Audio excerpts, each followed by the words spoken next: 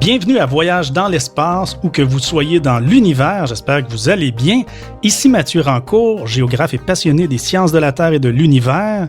Il est journaliste scientifique, écrivain, il suit l'exploration spatiale depuis 50 ans.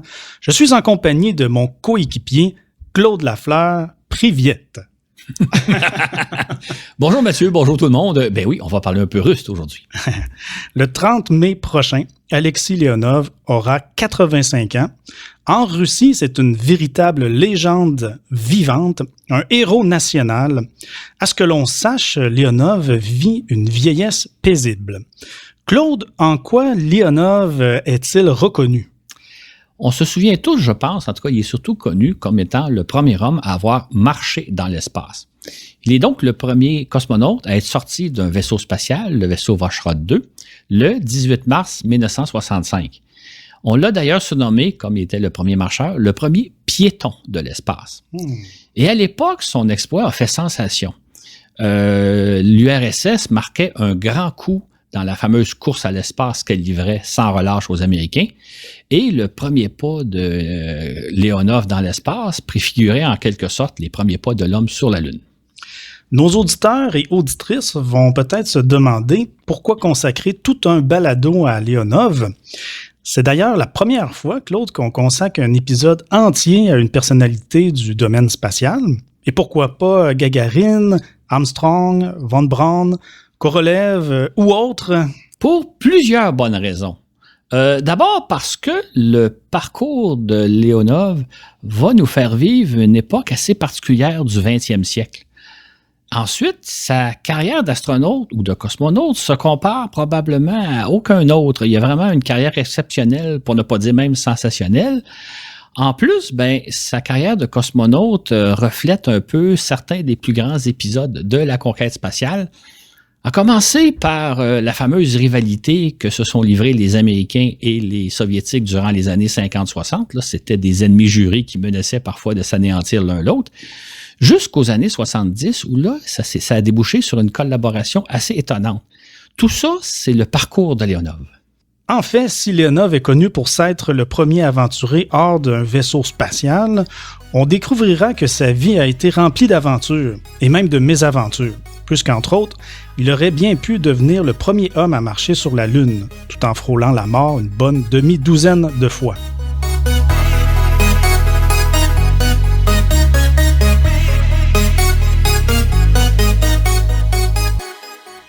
Nous voulons prendre le temps de remercier Richard Caron, Xavier Désilet, Jérémy Rivard, Jean-Philippe Rousseau, Martin Beaupré et Jonathan Rancourt, qui sont des patrons de la première heure. On vous remercie beaucoup et on vous dédie cet épisode.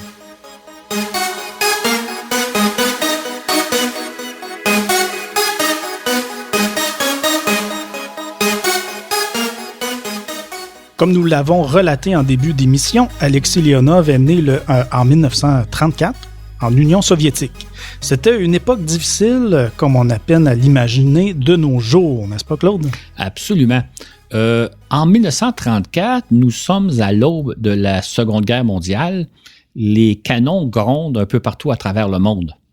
En outre, le monde connaît l'une des plus terribles crises la plus terrible crise économique du monde de l'époque moderne, ce qu'on appelle la Grande Dépression des années 30. Et là, la misère règne un peu partout.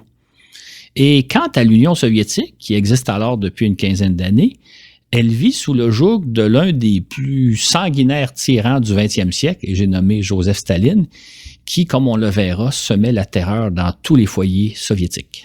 C'est donc dans ce contexte que naît Alexis Archipovitch Leonov le 30 mai dans une bourgade appelée Listvianka, située au sud de la Sibérie.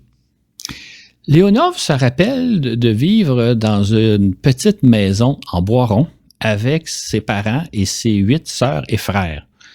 Il se rappelle dans ses mémoires avoir vécu une petite enfance somme toute assez modeste, mais agréable.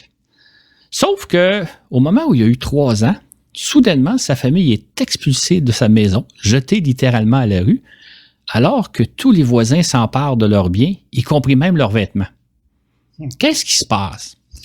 Ce qui est arrivé, c'est que leur père a été accusé d'être un ennemi du peuple. Or, dans la Russie de Staline, une telle accusation, même posée anonymement, suffisait pour être dépouillé de tous ses biens et être littéralement expulsé de chez soi. C'était l'époque des grandes purges staliniennes, se rappelle Léonov. Nombreux sont ceux et celles qui ont alors été dépouillés de tout et déportés vers les camps de concentration sans plus laisser de traces. Nous n'avons pas eu le choix que de fuir notre village. Les Léonov ont fini par se réfugier chez un couple de parents qui habitaient la Sibérie. Ils ont alors vécu dans une seule pièce, à 8, alors que le père avait été envoyé dans un camp pour travaux forcés. Et Léonov se souvient que petit enfant, il dormait à même le plancher sous un lit. Très tôt, Alexis développe un goût pour le dessin et la peinture. Ses parents, constatant son véritable talent, l'encouragent dans la mesure de leurs faibles moyens en lui procurant des crayons, des pinceaux et de la peinture. Hélas, le papier est si rare à l'époque qu'Alexis dessine et peint sur de vieux emballages. Il rêve néanmoins de faire un jour carrière dans le domaine des arts. Cependant, à l'âge de 6 ans, il croise un pilote d'avion. Et là, il est véritablement séduit par les allures du pilote. Et c'est alors que naît son rêve d'un jour de devenir pilote. Et il dit d'ailleurs au pilote, il dit « Un jour, je serai comme vous, je vais vous ressembler. » Et le pilote de lui répondre « Pourquoi pas? Si c'est vraiment ce que tu désires, personne ne va t'en empêcher. Maintenant, si tu veux devenir pilote d'avion, il va falloir que tu deviennes un homme fort. Il va falloir que tu étudies fort et il va falloir que tous les matins, tu te laves les mains et le visage. » Et c'est ce que le petit Léonov va faire immédiatement. Mais le 22 juin 1941, alors qu'il vient tout juste d'avoir 7 ans, l'armée allemande envahit son pays. La guerre a mis fin à mon enfance, se rappelle Léonov. C'était le début de l'un des moments les plus terribles pour la Russie. Heureusement, l'invasion allemande ayant lieu à l'autre bout du pays, en Russie européenne, les Léonov sont épargnés. Cependant, comme toute famille russe, ils perdent plusieurs membres de leur famille éloignée. En fait, plus de 20 millions de Soviétiques perdront la vie durant la guerre. Et beaucoup seront exterminés par le régime parano de Staline. À l'automne 1941, le petit Léona, le petit Alexis, commence l'école. Mais ses parents sont si pauvres qu'il se rend à pied à l'école, pieds nus. Finalement, on va lui procurer une paire de bottines, mais c'est des bottines de filles. Sauf que Léonov va tout simplement être ravi d'avoir des souliers d'avoir de quoi se mettre dans les pieds. Dans ses mémoires, Léonov se souvient encore qu'au début de l'année scolaire, tous les enfants de l'école devaient chanter en chœur « Merci, camarade Staline, pour nous procurer une si belle enfance. » Et puis, la guerre, que les Soviétiques appellent la Grande Guerre patriotique, se termine en mai 1945. Au début des années 50, adolescent, Alexis poursuit son rêve de faire carrière en art. Hélas, ses parents n'ont pas les moyens de lui payer de telles études. Par conséquent, il opte pour son second rêve, devenir pilote d'avion. Donc, Léonov amorce son service militaire et on l'inscrit dans une école de pilotage où il apprend donc à piloter des avions. Il va d'ailleurs terminer premier de sa formation, de son groupe de classe. Et après ça, il devient donc pilote d'essai et pilote de chasse. Il raconte entre autres qu'à l'époque où il était pilote de chasse, il avait parfois à patrouiller la frontière aérienne de l'Union soviétique et qu'en conséquence, il croisait des chasseurs américains qui faisaient la même chose de l'autre côté de la frontière aérienne. Et il raconte que les pilotes s'envoyaient toujours la main, même si c'était des ennemis, ils se considéraient avant tout comme faisant partie de la même confrérie. On imagine qu'à ce titre, il doit connaître des ennuis, peut-être même qu'il a frôlé la mort, n'est-ce pas, Claude? Absolument. Comme probablement tous les pilotes de l'époque, il a connu des incidents. D'ailleurs, il en raconte un dans son livre. Ça se passe en septembre 1959. Il est donc aux commandes d'un jet lorsqu'un bris mécanique rend l'avion inoperable. En plus, une alarme l'informe que son avion est en feu. Normalement, Leonov aurait dit tout simplement s'éjecter, sauf qu'il se rend compte qu'il vole beaucoup trop bas et que si jamais il s'éjecte, son parachute n'aura pas le temps de s'ouvrir avant qu'il frappe le sol. Il n'a donc pas le choix que de chercher à poser son avion en catastrophe. En fait, il va réussir si bien la manœuvre, tout en gardant son sang-froid, qu'il va impressionner fortement une mystérieuse équipe qui est venue faire du recrutement ce jour-là à sa base militaire. Et on devine la suite. Est-ce que cette mystérieuse équipe le recrute pour devenir cosmonaute? Effectivement, c'est ce qui va arriver. En fait, Leonov va être d'abord invité à aller à Moscou en compagnie d'une quarantaine de jeunes officiers comme lui. Au départ, on ne leur dit pas pourquoi on les a fait venir à Moscou, mais on les soumet à une intense batterie de tests en tout genre, autant des tests physiques, psychologiques et autres. Et c'est comme ça qu'on va finalement recruter les 8 premiers cosmonautes soviétiques, mais ce sera dans le plus grand secret. Claude, tu pourrais peut-être ici nous faire une petite précision. C'est quoi la différence entre cosmonaute et astronaute? C'est effectivement une différence intéressante. C'est-à-dire que lorsque la NASA nous a présenté les 8 premiers hommes destinés à voler à bord des cabines Mercury au printemps 1959, elle nous les a présentés comme étant les 7 premiers astronautes. Et lorsque les Soviétiques ont lancé leur premier homme dans l'espace, Yuri Gagarin, ils nous l'ont présenté comme étant le premier cosmonaute. C'est de cette façon que l'habitude s'est établie d'appeler les Américains qui vont dans l'espace des astronautes, alors que les Soviétiques, aujourd'hui les Russes, qui vont dans l'espace, on les appelle des cosmonautes. Et par la suite, lorsque des citoyens de d'autres pays se sont mis à s'envoler dans l'espace, on a pris l'habitude de les appeler des astronautes, de sorte qu'aujourd'hui, tout le monde qui va dans l'espace sont dits des astronautes, sauf les Russes, qu'on appelle encore des cosmonautes. Et qu'en est-il des Chinois qu'on entend de plus en plus parler? Alors, est-ce qu'eux, ils sont des taïkonautes? C'est un terme qui a effectivement été utilisé, mais c'est pas vraiment ça. Même les Chinois sont des astronautes. En fait, quand on lit la presse officielle chinoise, en anglais ou en français, on voit que le terme astronaute est employé et non pas le terme taïkonaute. Ce terme-là a été employé il y a une quinzaine d'années par des sources non officielles qui disaient les Chinois vont être des taïkonautes, mais il n'est pas utilisé dans la source officielle, donc même les Chinois sont des astronautes.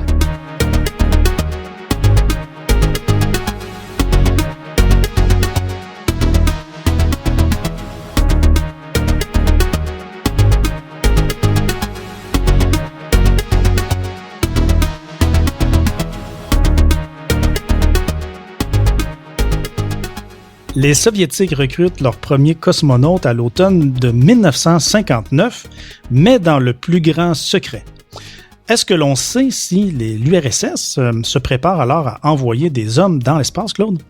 Oui, à l'époque, on savait que les Soviétiques, comme les Américains, se préparaient à envoyer un premier homme dans l'espace, sauf que du côté soviétique, tout se fait dans le plus grand secret. Tandis que du côté américain, la NASA mène son programme Mercury au vu et au su de tout le monde. C'est ainsi qu'on ne sait rien des premiers cosmonautes soviétiques à ce moment-là. C'est-à-dire, on ne sait pas s'ils en ont recruté, combien ils en ont recruté, qui ils sont, quel âge, etc. Alors que du côté américain, on connaît tout des 7 premiers astronautes. La mission, donc, les Soviétiques font tout dans le plus grand secret, alors que les Américains procèdent au grand jour. C'est ainsi qu'avant qu'on apprenne l'existence de Leonov, on apprendra celle de Gagarin, Titov, Nikolaïev, Popovitch, Bykovsky et Tereshkova. Ce dernier nom étant celui de la première femme à aller dans l'espace. C'est bien ça, Claude? Absolument. En fait, du côté des Soviétiques, on apprenait l'existence d'un cosmonaute seulement le jour où il s'en allait dans l'espace. Alors que ceux qui n'ont jamais volé, on n'en entendait jamais parler. Ça a pris des décennies avant qu'on sache qui ils étaient et qu'est-ce qui leur est arrivé. Dans le cas des 5 premiers hommes et la première femme cosmonautes qui sont allés dans l'espace, ils ont réalisé 6 missions Vostok entre 1961 et 1963. Maintenant, à l'époque, vraiment, les Soviétiques mènent une lutte féroce contre les Américains. Je vais vous donner 2 exemples. À la suite du vol de Yuri Gagarin en avril 61, les Américains lancent 2 astronautes, c'est-à-dire Alan Shepard en mai 1961 et Virgil Grissom en juillet. Or, la riposte des Soviétiques sera cinglante. Au mois d'août, ils lancent German Titov, qui passe 24 heures dans l'espace. Autre exemple de la férocité de la course que mènent les Soviétiques contre les Américains, entre 1961 et 1963, les Américains réalisent 6 missions Mercury. Sauf que si on prend l'exemple de Valentina Tereshkova, la première femme à aller dans l'espace, elle qui a passé 3 jours dans l'espace, elle a passé plus de temps en orbite que les 6 astronautes américains réunis. Et après, est-ce que ce fut au tour de Leonov de s'envoler? Ben, pas tout de suite. Il faut rappeler peut-être 2 ou 3 événements avant d'arriver à l'épisode de Leonov. C'est-à-dire qu'en mai 1961, le président Kennedy lance un défi aux Soviétiques, un homme sur la Lune avant 1970. Pour ce faire, la NASA se met à développer 2 vaisseaux spatiaux.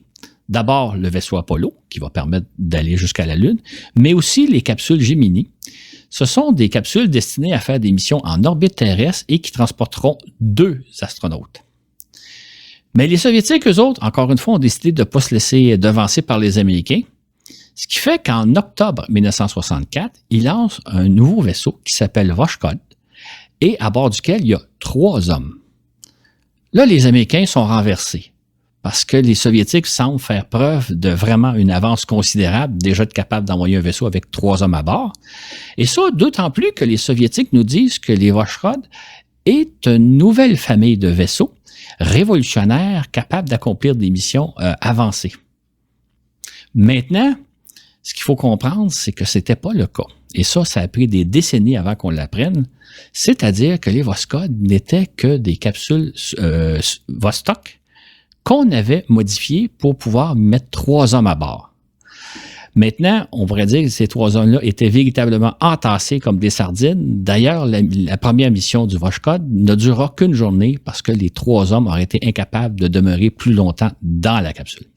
Effectivement, justement, comment qu'on a pu entasser 3 hommes dans une petite capsule conçue pour en transporter un seul? Effectivement, c'est presque un tour de force. En fait, ce qu'il faut comprendre, c'est que les capsules Vostok étaient munies d'un siège éjectable qui permettait aux cosmonautes, au moment du décollage, de s'éjecter si jamais la fusée allait exploser. Dans le cas du Voskhod, ils ont donc enlevé le siège éjectable pour pouvoir mettre 3 hommes. Mais ces 3 hommes, en plus, ne portaient pas de combinaison parce que l'espace ne le permettait pas. Ce qui fait que les combinaisons sont faites pour protéger les hommes en cas de dépressurisation de la cabine. Ce qui fait qu'au moment du décollage, les cosmonautes prennent un risque comme aucun autre cosmonaute ou astronaute avant eux, c'est-à-dire qu'ils s'envolent avec aucune possibilité d'échapper à leur vaisseau si jamais la fusée allait exploser. Et si jamais il subissait une dépression, perdait l'air de sa capsule, ça serait aussi fatal. Donc, les Russes ont soumis leurs cosmonautes à un risque considérable, ce qu'on ne savait pas à l'époque. La mission de Leonov a également eu lieu à bord d'une Voskhod, dont dans une Vostok modifiée. C'est bien ça? Absolument. Ce qu'il faut savoir, c'est que dans le cadre du programme Gemini, la NASA avait prévu que lors de certaines missions, il y a un des 2 astronautes qui sortirait de la capsule pour réaliser une marche dans l'espace. Or, les Soviétiques, voyant venir le grand événement, se sont dit non, on ne se laissera pas devancer par les Américains. Ils ont donc modifié un Vostok pour faire en sorte pour y ajouter un SAS qui permettrait à un des 2 occupants de sortir du vaisseau. Et c'est comme ça que le Voskhod est devenu un vaisseau qui a transporté à la fois Pavel Belaïev et Alexis Leonov. Est-ce à dire que son compagnon et lui se sont envolés sans aucune protection en cas de défaillance de la fusée porteuse, qu'ils ont eux aussi risqué leur vie, comme leurs collègues de Voskhod 1, on n'en a rien su? Absolument. En fait, lorsque Pavel Belaïev et Alexis Leonov s'envolent du cosmodrome de Baïkonour le 18 mars 1965, ils courent un risque terrible. Si jamais la fusée connaît une défaillance, ça pourrait être fatal. Et à l'époque, les accidents de lancement étaient très fréquents. Pour vous donner une idée, le type de fusée qui transportait les 2 cosmonautes, c'est ce qu'on appelle une fusée Zemiorka. C'est la fusée qui a servi à lancer, entre autres, les premiers Sputnik, qui a lancé une quantité importante de satellites, ainsi que de sondes vers les planètes, notamment vers la Lune, vers Mars et vers Vénus, ainsi que transporter les cosmonautes. Or, au moment du lancement, au moment où s'envolent Belaïev et Leonov, la fusée a déjà servi 88 fois, mais elle a raté le tiers de ses lancements. C'est donc dire qu'au moment du décollage, les 2 cosmonautes risquent ils courent une chance sur 3 de périr justement au décollage.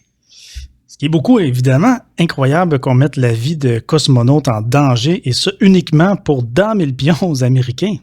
Absolument, c'est de la pure folie. Hein? Si on avait su ça à l'époque, parce que les Soviétiques nous disent toujours, nous avons mis au point un vaisseau révolutionnaire extraordinaire, mais si on avait su que c'était nullement le cas, notre idée qu'ils étaient en avance sur les Américains aurait pas été la même. Et surtout, ce qui est peut-être le pire, je considérais, c'est que tout finit par se savoir. Hein? Ce qui fait qu'un jour, on a su, ça a pris quelques décennies, là, ça a pris à peu près 20 ans avant qu'on sache, que les Voskhod n'étaient pas des vaisseaux révolutionnaires, mais qu'ils faisaient courir un risque absolument astronomique à leurs occupants. Donc, heureusement, Voskhod 2 a été placé en orbite par la fusée porteuse et Leonov a pu réaliser sa sortie. Mais encore là, est-ce qu'il a risqué sa vie? Est-ce qu'il a couru un grand risque? Oui et non. En fait, à l'époque, on avait tous conscience qu'un homme qui sort de sa capsule spatiale court de grands risques. C'est un véritable exploit. Et c'est pour ça qu'on a véritablement admiré l'exploit de Leonov et admiré son courage. Maintenant, les Soviétiques nous ont dit que sa sortie dans l'espace s'était bien déroulée, qu'il n'avait pas couru de risque indu. À ce moment-là, et d'ailleurs assez rapidement, ils nous ont transmis des images télé où on a vu Leonov sortir de sa capsule et flotter dans l'espace. C'était la première fois qu'on voyait la Terre défiler sous nos yeux. Les images ont été sensationnelles, même s'ils ne sont pas de très bonne qualité. Maintenant, essayons d'imaginer la scène. Leonov est dans le sas, il ouvre l'écoutille et là, il y a devant lui une scène extraordinaire. La Terre qui défile sous ses yeux. Il voit un spectacle d'une planète bleue et blanche qui défile majestueusement sous ses yeux. Personne n'a vu quelque chose comme ça avant lui. On imagine que ses émotions ont dû être extraordinaires, ça a dû être vraiment fantastique ce qu'il a dû ressentir à ce moment-là. Dans sa biographie, Alexis Leonov raconte « Mon cœur battait à vive allure. J'étais sur le point de réaliser à ce que je m'attendais depuis si longtemps, ce pourquoi je m'étais entraîné si fort durant 2 années. Et rien ne se compare à l'exaltation que j'allais ressentir à ce moment-là. Jamais je n'oublierai ce que j'ai ressenti. Jamais je n'ai oublié les vives émotions contradictoires qui se bousculaient en moi. Elles sont aussi fraîches dans ma mémoire aujourd'hui qu'à l'époque où je les ai ressenties. Je me suis d'abord senti comme un être insignifiant, comme une minuscule fourmi face à l'immensité du cosmos. En même temps, je ressentais une profonde paix. Perché loin au-dessus de la Terre, j'ai ressenti la puissance de l'intellect humain qui m'a mené jusque-là. Je me suis senti comme l'envoyé de l'humanité. J'ai été submergé par un flot d'émotions. La sérénité qui règne dans l'espace dépasse tout ce qu'on peut imaginer ici sur Terre. Et j'avais le goût de m'élancer, d'élancer tout mon corps dans cet environnement si paisible. Et nous, ce qu'on a vu, c'était donc Leonov émerger du sas et s'accrocher sur le bord du sas pendant quelques instants. Et derrière lui, on voyait la Terre défiler. Et puis, soudainement, il se laisse aller, se donne un petit air d'aller et on le voit donc s'éloigner en nous faisant un salut de la main. Et là, on le voit flotter dans l'espace, culbuter, virevolter. C'est assez impressionnant. On n'avait jamais vu quelque chose de semblable à l'époque. Heureusement, il est rattaché à son vaisseau par un câble. Parce que s'il n'y avait pas eu de câble, il se serait littéralement perdu dans l'espace. Il se sert d'ailleurs de ce câble pour revenir à son vaisseau et éventuellement rentrer dans le sas. Mais ça ne serait pas ce qui s'est vraiment passé. Est-ce possible, Claude? En fait, ce que les Soviétiques nous avaient dit à l'époque, c'est que tout s'était bien passé, qu'il n'y avait eu aucun problème, que la sortie s'était réalisée telle que prévue. Mais non, ce n'est pas ce qui s'est passé. En fait, au moment de rentrer dans le sas, Leonov réalise que son costume s'est gonflé, son scaphandre s'est gonflé et qu'il est devenu très rigide. Et il était prévu qu'il rentrerait les pieds les premiers pour pouvoir finalement fermer l'écoutille. Mais il est incapable de rentrer les pieds le premier. Donc, il rentre tête première et c'est de justesse qu'il réussit à rentrer dans le sas parce qu'il est un peu plus gros qu'il l'était au début de la sortie. Et une fois dans le sas, là, il doit se retourner de bord pour pouvoir aller fermer l'écoutille extérieure. Sauf que là, il se rend compte que son scaphandre est beaucoup trop rigide et beaucoup trop gonflé pour pouvoir réussir la manœuvre. Il y a une seule possibilité, c'est de dégonfler le scaphandre, donc d'éliminer le plus possible d'air pour pouvoir le rendre plus flexible et avoir l'espace pour se retourner de bord. Sauf que là, il doit faire très, très attention parce que s'il vide tout l'air, évidemment, il va mourir asphyxié. Finalement, Leonov réussit la manœuvre. Il enlève le maximum d'air qu'il peut dans son scaphandre tout en laissant le minimum vital, ce qui lui permet de se recroqueviller, de retourner de bord et d'aller fermer l'écoutille extérieure, puis de revenir dans l'autre sens pour ouvrir l'écoutille qu'il y a entre le sas et le Voskhod, et finalement rentrer à bord et s'installer dans son siège. Il est à ce moment-là totalement épuisé, il est en sueur. D'ailleurs, son scaphandre va demeurer imbibé d'eau tout le reste de sa mission. Il a tellement eu chaud. Et ça, on ne l'a pas su à l'époque. Donc, d'après le récit que tu nous fais, Claude, on peut donc dire que jusqu'à présent, Leonov a risqué sa vie par 3 fois. Une fois aux commandes d'un avion de chasse, lors du lancement du Voskhod et au terme de sa sortie. Absolument, et ce n'est pas fini.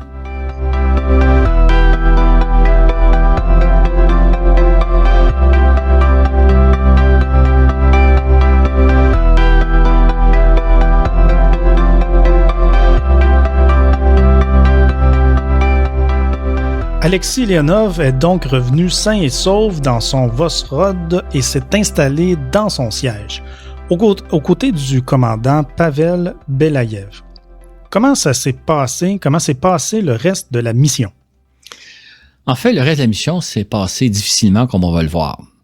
D'abord, la mission devait durer 24 heures et il restait encore à peu près une quinzaine d'heures avant qu'ils reviennent sur Terre. Et là, Leonov était à peine remis de ses émotions, il avait à peine retrouvé son souffle qu'une urgence s'est présentée. Les cosmonautes se sont rendus compte que leur capsule risquait de prendre en feu à tout moment. Ce qu'il faut comprendre, c'est que l'air que les cosmonautes respirent dans une capsule russe a la même composition que celle que nous respirons ici sur Terre, donc composée à peu près 79% d'azote et à 20% d'oxygène. Sauf que le système de régénération de l'air du Voskhod avait tendance à faire augmenter la proportion d'oxygène. Il y avait de plus en plus d'oxygène dans l'air. Or, une atmosphère qui contient beaucoup d'oxygène peut à tout moment prendre feu juste à cause d'une étincelle électrique. Qu'un commutateur électrique s'allume, ça fait parfois des petites étincelles et l'air pouvait littéralement prendre en feu s'il y a beaucoup d'oxygène. C'est d'ailleurs ce qui va arriver aux astronautes d'Apollo 1 en janvier 1967, qui s'entraînaient dans une capsule remplie d'oxygène pur. Il y a eu effectivement une étincelle quelque part dans leur système électrique et la capsule a pris feu, ils ont brûlé vif en quelques secondes. C'est le risque auquel s'exposaient Belayev et Leonov. Maintenant, ils ont trouvé le moyen, par chance, de stabiliser la situation et finalement, ils ont vu que le taux d'oxygène commençait à baisser. Ils l'avaient échappé belle, ils ont littéralement eu chaud. On est au fin, à ce moment-là, de leur première journée de vol. Les 2 cosmonautes sont épuisés et ils trouvent assez rapidement le sommeil. Heureusement pour eux, parce que le lendemain, ils doivent revenir sur Terre, ce qui est une opération toujours risquée. Justement, donc, au niveau du retour sur Terre, comment ça s'est passé? Est-ce que ça s'est bien passé? Et non, ça a été aussi un retour très mouvementé. D'une part, durant le retour, au moment de revenir sur Terre, il faut se décrocher de l'orbite. Donc, le vaisseau doit allumer brièvement ses rétrofusées pour perdre un peu de vitesse. Normalement, la manœuvre se fait automatiquement, mais lorsque le moment est arrivé, les 2 cosmonautes se sont rendus compte que le système était en panne. Ils ont donc dû réaliser la manœuvre manuellement. Sauf que là, ils ont constaté qu'ils n'avaient du carburant que pour faire une seule tentative. il fallait pas qu'ils ratent leur coup parce que sinon, il serait demeuré en orbite et il aurait fini par périr en orbite terrestre. Heureusement, le commandant Belaïev réussit la manœuvre et le Voskhod rentre tel que prévu dans l'atmosphère terrestre. Sauf que là, les cosmonautes subissent des décélérations de 10 G, qui est le double de ce qui aurait dû normalement arriver, et surtout, ils constatent que le module de service qui est accroché à l'arrière de leur capsule aurait dû normalement se détacher, ce qui n'a pas été le cas. Et là, la capsule se fait brasser dans tous les sens et ça pourrait même être fatal. Mais heureusement, à la dernière minute, le module se sépare et la capsule rentre comme prévu dans l'atmosphère terrestre. Et là, une chance pour eux, les parachutes se sont ouverts tels que prévu et la capsule s'est posée en douceur dans 2 mètres de neige. Alors, ils se sont posés en lieu sûr, tel que prévu.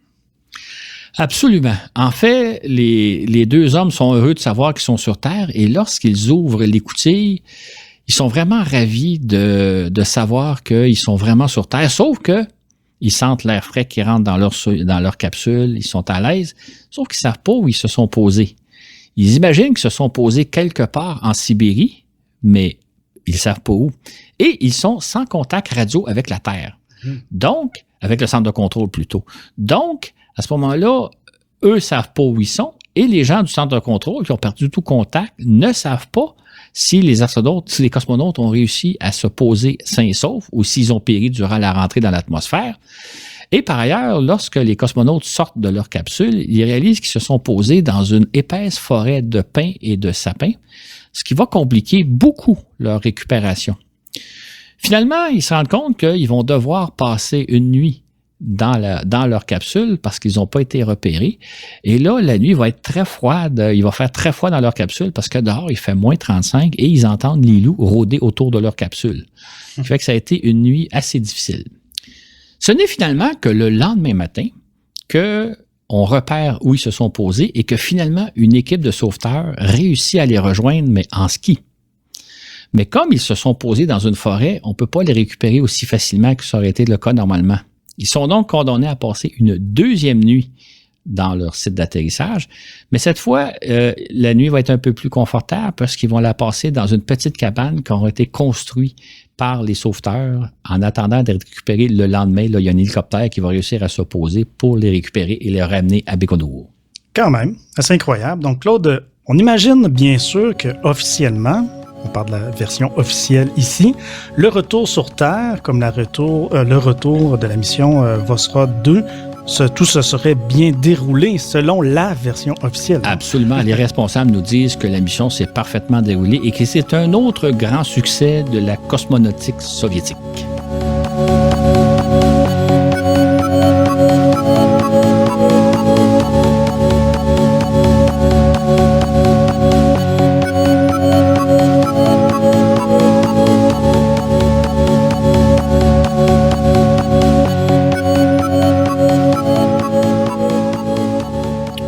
Nous comprenons à présent pourquoi, à la suite des péripéties du vol de Voskhod 2, il n'y a pas eu d'autres missions du genre. À l'époque, les observateurs occidentaux ont été très surpris de constater que durant 2 ans, de 1965 à 1967, les Soviétiques n'ont lancé aucun cosmonaute, tandis que les Américains réalisaient les 10 missions du spectaculaire programme Gemini. Que s'est-il donc passé durant ces 2 années? En fait, à l'origine, les responsables du programme Voskhod avaient prévu réaliser plusieurs missions, dont certaines missions de longue durée, jusqu'à 3 semaines, ainsi qu'une mission réalisée par un équipage entièrement féminin. Sauf que, constatant les risques auxquels ils exposaient les équipages, les 2 premiers équipages, ils ont décidé de mettre fin au programme prématurément. D'autant plus qu'à l'époque, l'équipe de Sergei Korolev développait un nouveau vaisseau, un véritable nouveau vaisseau, puisqu'il n'y a rien à voir avec le Vostok. On parle maintenant du Soyouz. Le Soyouz, je pense qu'on est tous familiers avec, c'est celui qui sert aujourd'hui encore à transporter les équipages. Donc, c'est à cette époque-là que les Russes développaient Soyouz. Et ils développaient 2 versions du Soyouz. Une première version pour réaliser des missions en orbite terrestre, un peu comme les capsules Gemini, et une seconde version destinée à réaliser des missions autour de la Lune, un peu comme la capsule Apollo. OK. Et que devient Alexis Leonov durant tout ce temps? Leonov, à ce moment-là, il est assigné pour commander un groupe de cosmonautes très sélect destiné justement à réaliser les fameuses missions lunaires. Les missions que les Russes appellent ZOND, Z-O-N-D. Et même, on apprendra dans ses mémoires que Leonov avait été assigné pour réaliser la première mission à destination de la Lune. Il ne s'agissait pas de se poser sur la Lune, mais juste de faire un aller-retour, ce qu'on appelle des missions circumlunaires. Cette mission-là était prévue normalement pour le mois de juin ou juillet 1967, et si tout allait bien, les Soviétiques espéraient envoyer un homme sur la Lune en septembre 1968, et tout porte à croire que Leonov aurait été probablement celui qui aurait été choisi pour être le premier Soviétique à marcher sur la Lune. Mm-hmm. Mais comme tu le racontes dans ton livre « Apollo, la plus formidable histoire du 20e siècle », les Soviétiques ont subi une terrible série de revers, à commencer par le décès soudain de Sergueï Korolev, puis par la perte de Vladimir Komarov au terme d'un premier vol de Soyouz, de sorte que le programme lunaire soviétique a dû être abandonné. C'est bien ça?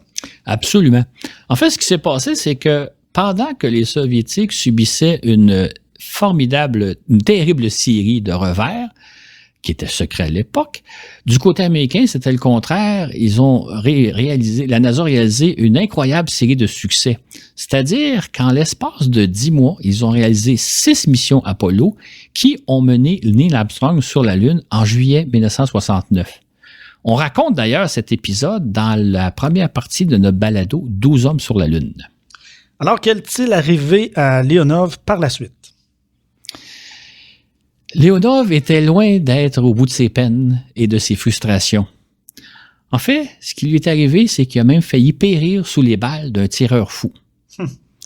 En janvier 1969, les Soviétiques réalisent une double mission Soyouz, c'est-à-dire qu'ils lancent 2 vaisseaux Soyouz, Soyouz 4 et Soyouz 5, qui vont s'arrimer l'un à l'autre, et 2 des cosmonautes du Soyouz 5 vont transférer dans le Soyouz 4 en marchant dans l'espace.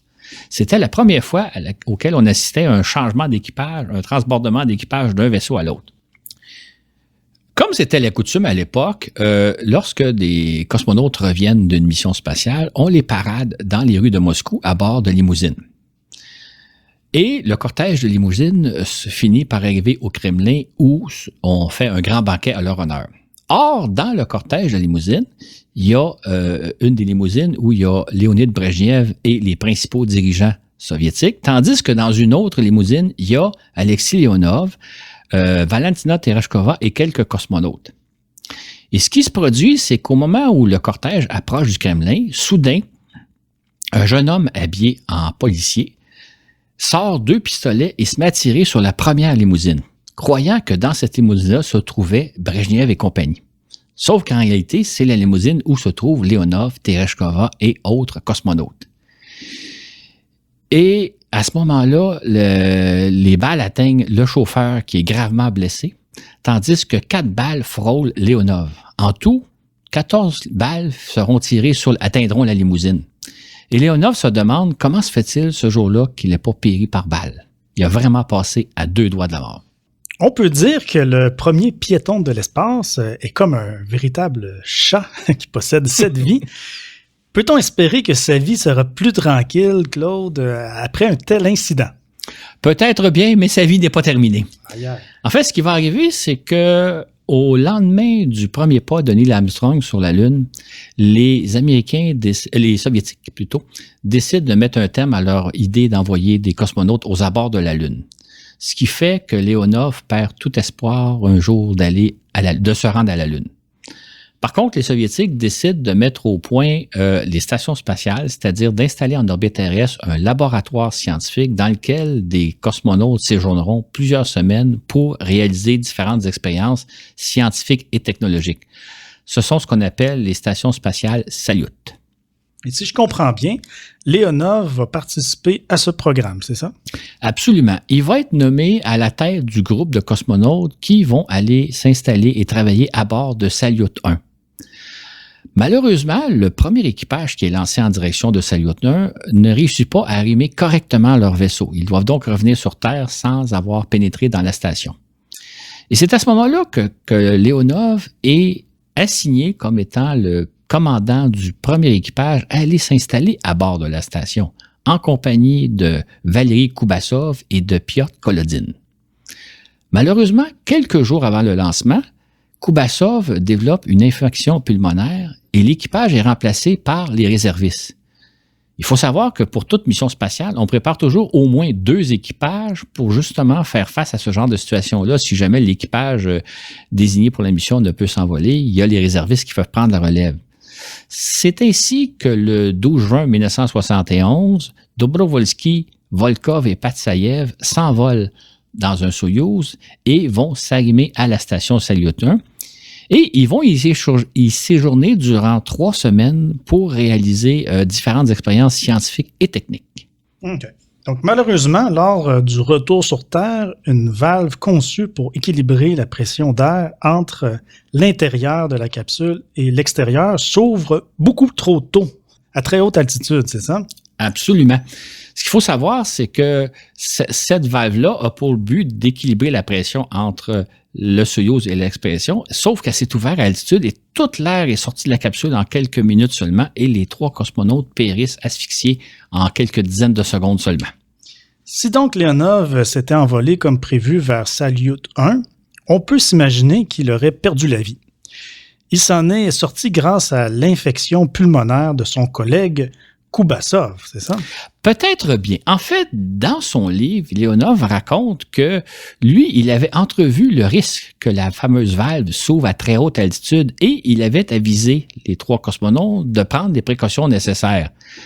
Autrement dit, Leonov laisse entendre que si lui avait été à bord de la capsule Soyouz, l'incident, la tragédie ne serait pas arrivée. Un cosmonaute vraiment aux 7 vies, un vrai petit félin, et par la suite, qu'est-ce qui est arrivé?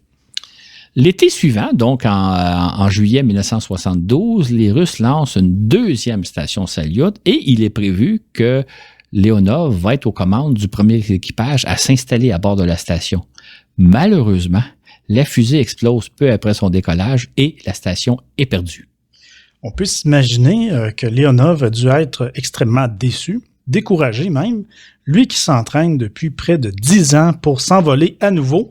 Est-ce qu'il va réussir un de ces jours à retourner dans l'espace? Dans son livre, effectivement, Leonov fait part de sa déception, de sa frustration de ne pouvoir jamais s'envoler. Il a l'impression que le mauvais sort s'acharne sur lui. Sauf qu'on peut déjà dire que, non, ça va bien se terminer son histoire.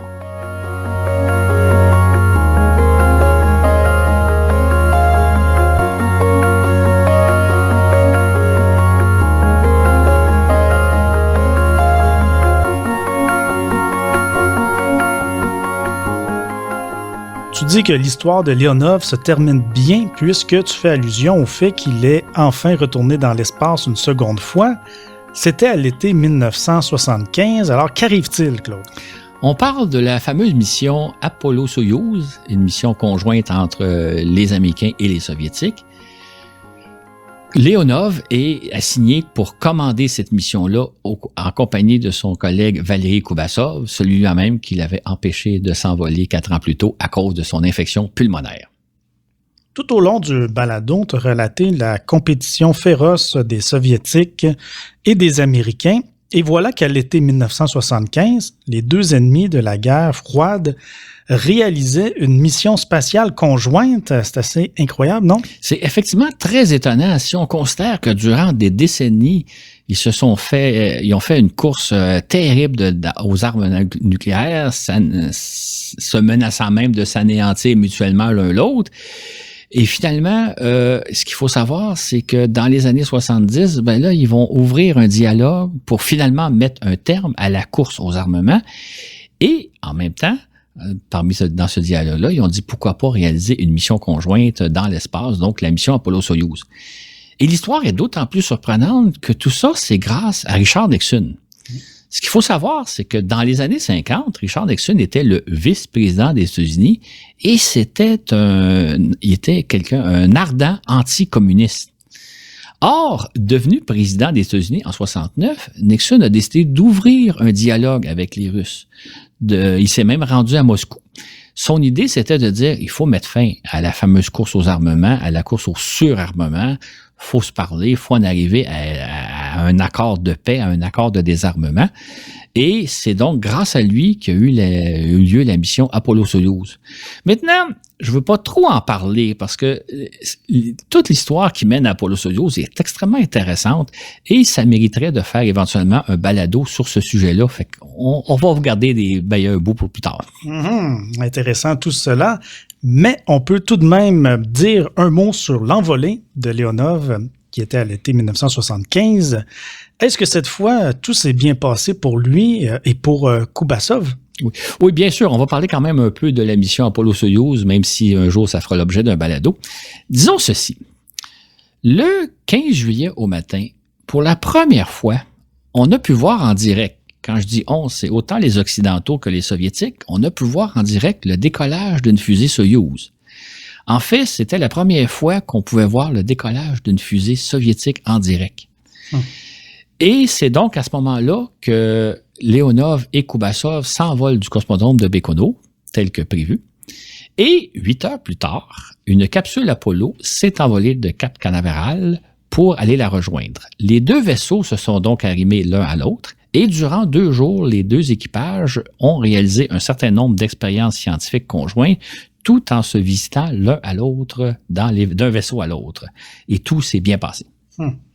Et pour Leonov et Kubassov, tout s'est bien passé là-haut dans les airs, dans l'espace? Absolument. Ils ont passé 6 jours en orbite à bord du Soyouz et cette fois-là, tout se faisait au vu et au su de tout le monde, ce qui fait qu'on a vraiment vu que leur mission s'est parfaitement déroulée. Pour Leonov, on peut dire que c'était un peu la consécration après une bonne dizaine d'années d'entraînement et de frustration. Il a réalisé un séjour parfait dans l'espace, comme quoi parfois la persévérance, ça finit par payer. Effectivement. Qu'est-ce qu'il a fait par la suite? Suite à la mission Apollo-Soyouz, Leonov a été mis en charge de l'entraînement des cosmonautes qui vont aller éventuellement vivre et travailler à bord des stations Salyut 6 et Salyut 7, ainsi que du complexe orbital Mir. Évidemment, il ne volera plus jamais dans l'espace. Par contre, en 1991, l'Union soviétique a fait place à la Russie. Là. Le régime communiste s'est effondré et l'Empire soviétique s'est aussi effondré. Et là, pour faire place à la Russie de Boris Yeltsin. Dans sa biographie, Leonov raconte que c'était une période de grands tourments politiques et que les changements qui ont eu lieu à cette époque-là l'ont contraint à devoir démissionner comme militaire et comme responsable de l'entraînement des cosmonautes. Il s'est donc retrouvé en quelque sorte à la retraite alors qu'il n'avait que 57 ans.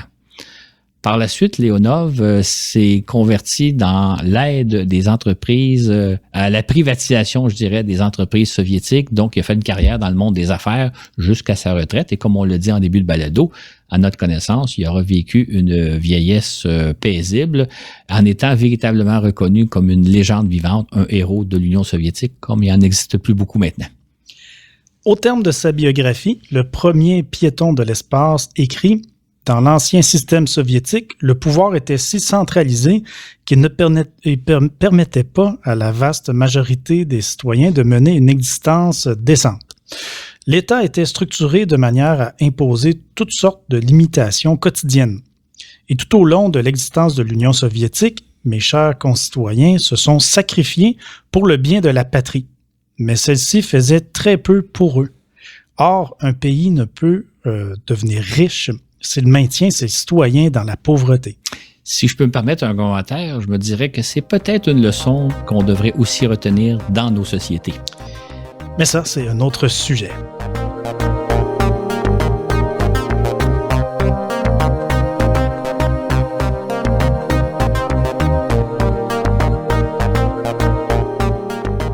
C'est ce qui met fin à cet épisode. Comme prévu, nos patrons auront droit la semaine prochaine, dimanche prochain, au fascicule 26. Alors, je vous rappelle qu'on a une page patreon.com/voyage dans l'espace. Ça va être enrichi de plusieurs photos et cette fois-ci des photos inédites sur le sujet. De même que des liens documentaires vers des documentaires YouTube, donc un fascicule spécial, je pourrais dire. Merci à tous nos patrons qui nous supportent. Sur ce, où que vous soyez dans l'univers, on vous dit à la prochaine pour un autre voyage dans l'espace.